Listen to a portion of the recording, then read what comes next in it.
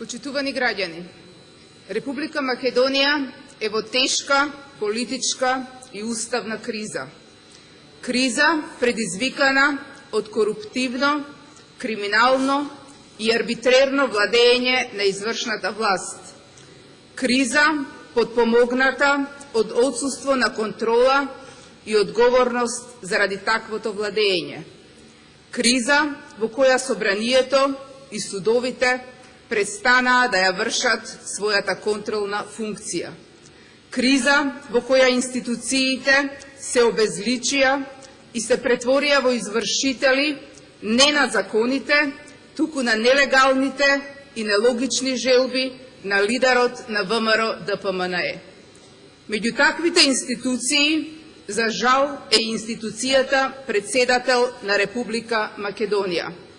Институцијата која треба да биде символ на нацијата, символ на единството и символ на државноста, се претвори во беден символ на груевизмот. Во ситуација кога земјата е во тешка политичка и уставна криза, господинот Ѓорѓе Иванов со своето неуставно, незаконско, неодговорно и арбитрерно однесување долеа масло на огнот и ја продлабочи кризата. Тој со дадените аболиции сакаше да ги затвори вратите за правдата, правичноста, еднаквоста и одговорноста во Македонија.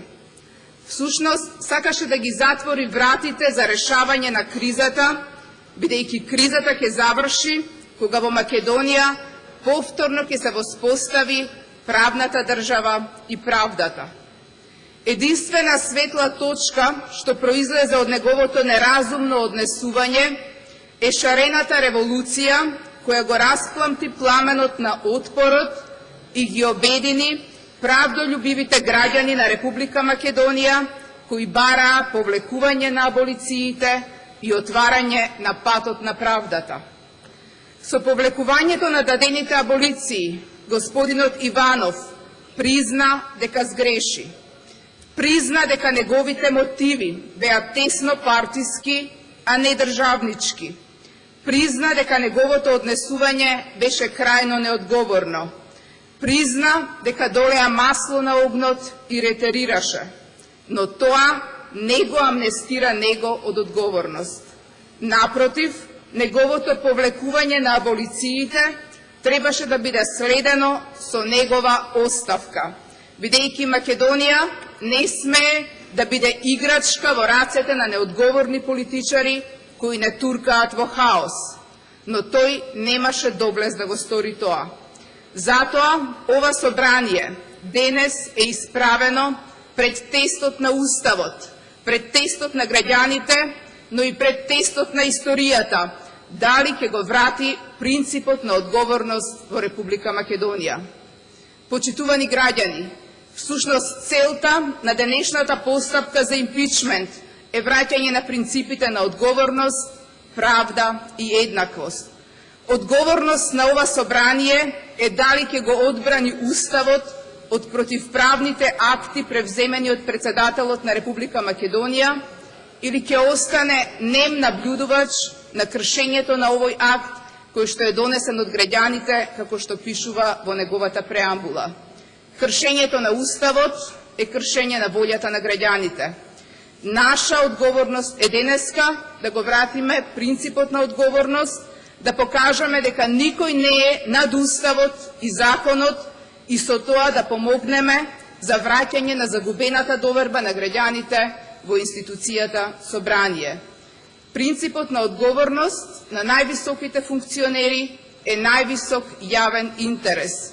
Никој не смее да биде над Уставот и законите, вклучувајќи го и шефот на државата. Председателот Иванов треба да носи одговорност за злоупотребите на својата функција, одговорност за кршење на Уставот, законите во вршење на своите права и должности. Тој како председател се стави во одбрана на најтешкиот криминал. Во своето обраќање на 12.4. оваа година рече дека активностите што ги превзема се со цел да се надмине кризата. Секому му е јасно дека политичка криза која произлегува од криминално вршење на власта не може да биде решена со помилувања за сторен криминал. Актите на господинот Иванов само ја продлабочија политичката криза и ги направија многу далечни перспективите за враќање на правната држава во Република Македонија. Но тоа е негова одговорност пред историјата и пред граѓаните. Правната одговорност, која исто така е неспорна и заради која е покрената оваа постапка за импичмент, произлегува од фактот што тој, злоупотребувајќи ја својата функција, спротивно на законските норми, донесе одлука за, како што тој вели, општ прекин на сите кривични постапки против политичари и нивните соработници.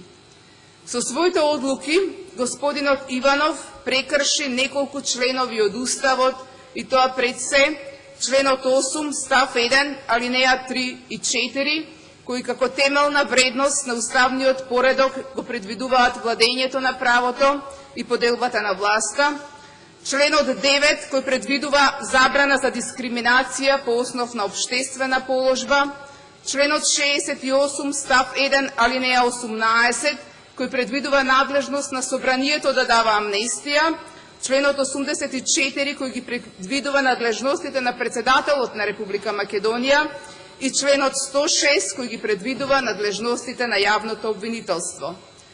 Господинот Ѓорги Иванов на 12.4.2016 година даде 107 помилувања на 56 лица. Некои лица беа помилувани по 16 пати, 13, 6 пати и така натаму. По својата масовност и опфат на лица и дела, неговите акти во суштина се амнестија. Тој дури и свесен за суштината на неговите акти, во својот говор, одржан истиот ден во кој образложува што направил, го користи исклучиво зборот амнестија.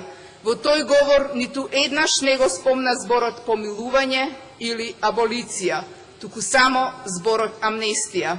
Сите знаете дека амнестијата е во надлежност на собранието, а не во надлежност на председателот. Всушност, господинот Иванов со давањето 107 помилувања во еден ден направи општо ослободување од гонење, што е суштинска карактеристика на амнестијата. Со тој упат во надлежноста на собранието, тој прекрши одредби од Уставот кои што ја регулираат надлежноста на собранието и начелото на поделба на власт, но исто така и начелото на владење на право. Начелото на владење на правото го прекрши со тоа што аболицијата ја направи надвор од законските норми, без да има основ за тоа. Наводната основа, согласно која му го даде тоа помилување, беше членот 11, кој што беше укинат уште во 2009 година. Законот за помилување, со донесувањето на одлуката на Уставниот суд, стана нефункционален и не го оживеа одлуката на Уставниот суд, членот 11. Тоа е темелен постулат на правото, образложен уште од таткото на Уставното судство Ханс Келзен. Да ве подсетам дека, ако законот е поништен, само во тој случај предходните одредби се враќаат во сила. Но одлуката која донесе Уставниот суд е укинувачка, а не поништувачка. Ова е уште еден пример дека лошите слуги од Уставниот суд се безкорисни слуги. Сакале да го постигнат ефектот на враќање на членот 11, но не знаеле како да го направат тоа. Но дури и овие акти на господинот Ѓорги Иванов да беа донесени пред 2009 година, кога постоел членот 11, председателот на Републиката повторно би одговарал за злоупотреба на своите овластувања и кршење на членот 11, бидејќи според овој член помилувањата се даваат по исклучок, кога тоа е во интерес на Републиката.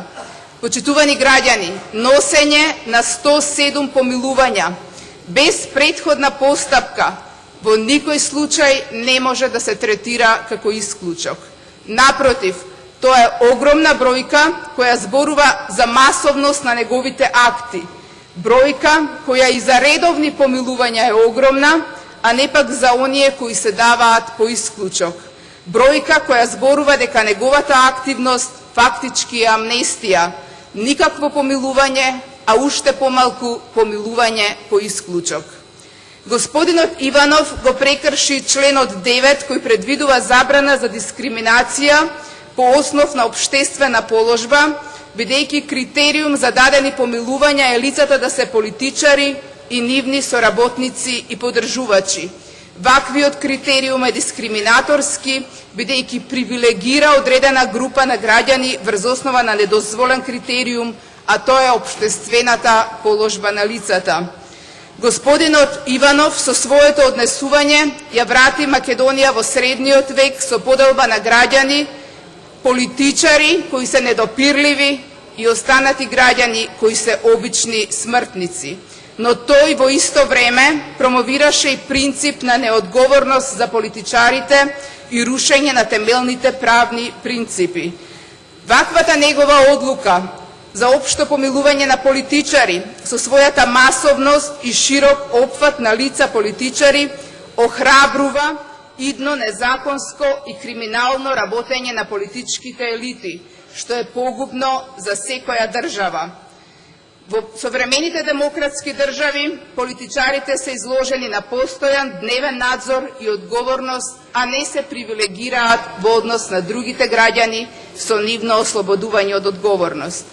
Господинот Иванов го прекрши начелото на поделба на власт од членот 8 и начелото на владење на право од истиот член, со тоа што фактички се обиде да го укине специјалното јавно обвинителство.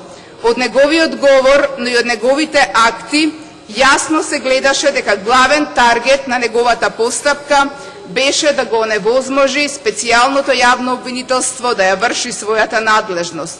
Со тоа, тој изврши упад истовремено и во судската и во законодавната власт.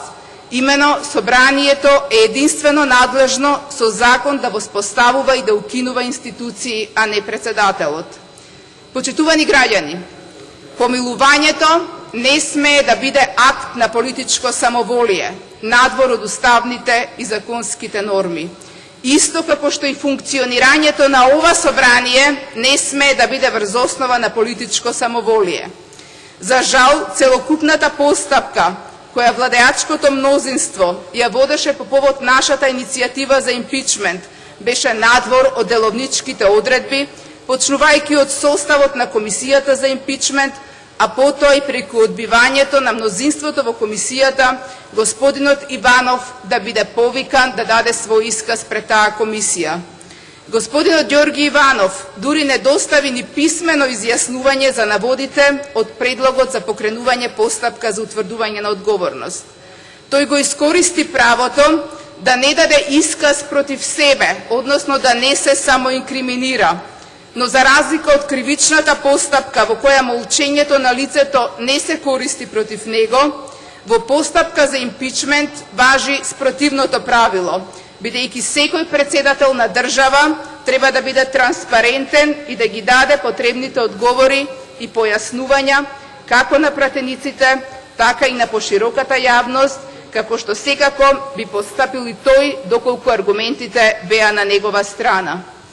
Господинот Иванов со своето молчење и непојавување во собранието ја призна вината.